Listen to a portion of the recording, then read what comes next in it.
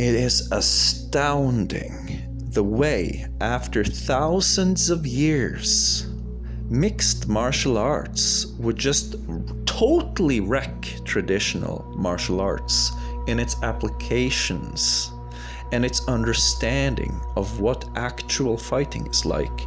And so, one of my ideals is to do the same, but with mixed ascension arts.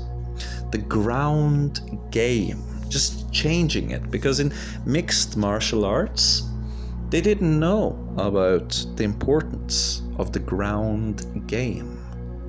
Now, there might be other areas in transcendental meditation that we don't know about, that if we found them, they might revolutionize everything.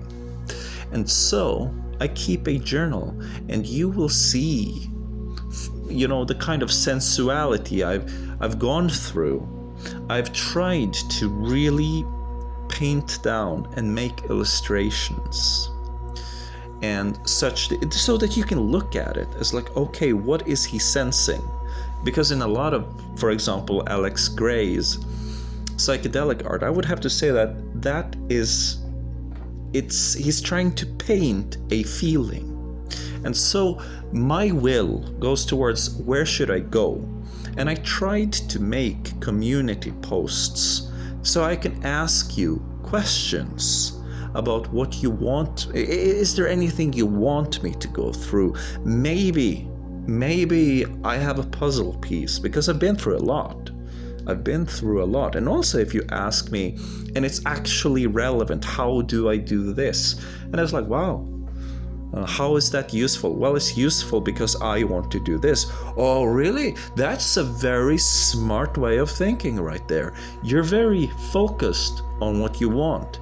And because of that, you become very grounded in what you're going to do and what you love. And so you come up with these amazing thoughts, and you speak these amazing messages. It's like, I want to do that. I was like, okay, everybody wants to do that, but how?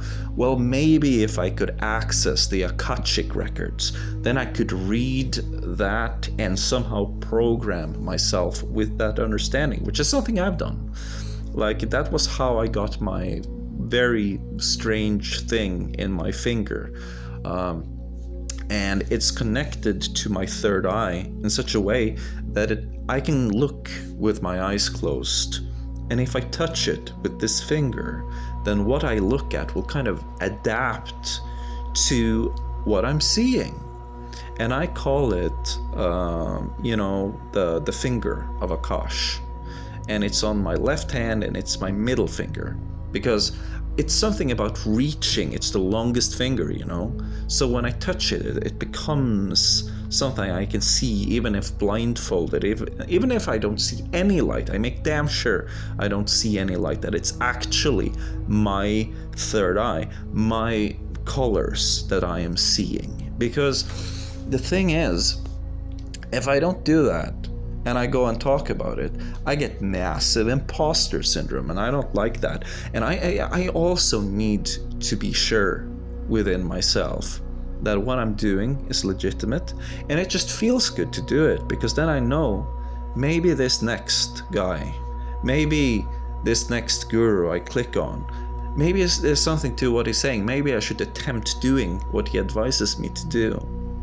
Because if I'm not full of shit, then other gurus, maybe they're not full of shit either. So I can take their advice. It just feels good, Honesty has its own virtues, and they're not the ones that you would suspect.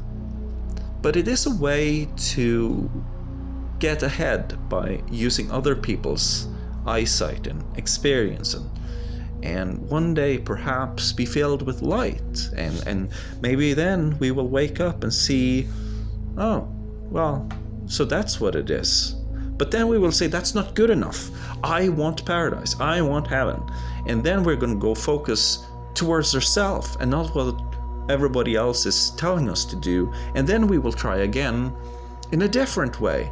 But now, with all the experience we have, maybe we can break through to something that's worthwhile, that that's different from what everybody else told us to want, maybe then we can get filled with a light that isn't what everybody says we should do. And it was never about what everybody said and thought, and because they were wrong. There's something within us that can just ascend all of that, and that's what we're hoping for, isn't it? That something is going to come along, and when it does, we just look at it, and we look at everything we went through and said, totally worth it, man, totally worth it.